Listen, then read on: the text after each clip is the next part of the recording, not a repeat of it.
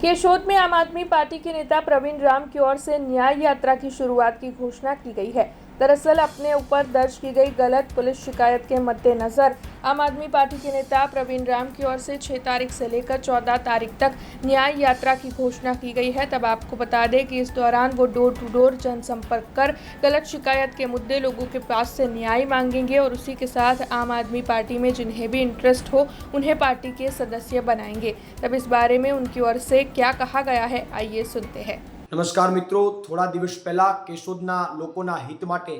लड़वाना मुद्दे अमारा ऊपर बीजेपीना प्रेशरथी पोलीस द्वारा एक खोटी एफआईआर करवामां आवेल हती।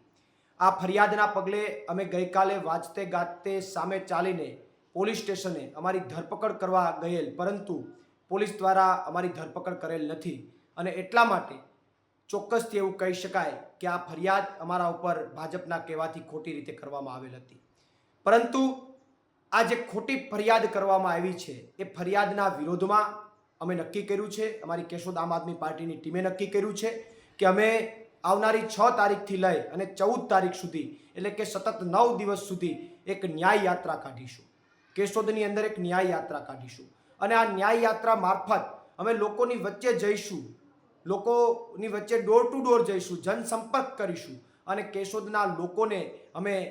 પૂછીશું કે અમારા ઉપર જે આ લોકોના હિત માટે લડવા મુદ્દે જે આ ભાજપવાળાએ ફરિયાદ કરી છે એ યોગ્ય છે કે અયોગ્ય છે। અમે કેશોદની જનતા પાસેથી ન્યાય માગીશું, અમારે ભાજપવાળાના ન્યાયની જરૂર નથી અને એટલા માટે આવનારી 6 તારીખથી અમે કેશોદમાં એક ન્યાય યાત્રા કરવા જઈ રહ્યા છે। આ ન્યાય યાત્રા મારફત અમે ડોર ટુ ડોર કેશોદ શહેરના તમામ લોકોની વચ્ચે જઈશું, એમને અમારી ઉપર જે આ ફરિયાદ થઈ એ બાબતે લોકો પાસેથી ન્યાય માગીશું, સાથે સાથે નગરપાલિકામાં થયેલા ભ્રષ્ટાચારો લોકો પાસેથી અમે માહિતી મેળવીશું અને આવનારા સમયની અંદર જો કોઈ આમ આદમી પાર્ટીમાં જોડાવા માગતું હશે તો એમને અમે સદસ્ય પણ બનાવીશું। આ તમામ હેતુ સાથે આવનારી 6 તારીખથી 14 તારીખ સુધી કેશોદ શહેર તેમજ ગ્રામ્યની અંદર આ ન્યાય યાત્રા ચાલશે અને અમે તમામ લોકોનો जनसंपर्क કરી અને અમે जनता પાસેથી ન્યાય માગીશું। हमसे जुड़े रहने के लिए हमारे YouTube चैनल को सब्सक्राइब करें और नई वीडियो की नोटिफिकेशन के लिए बेल आइकॉन को दबाएं।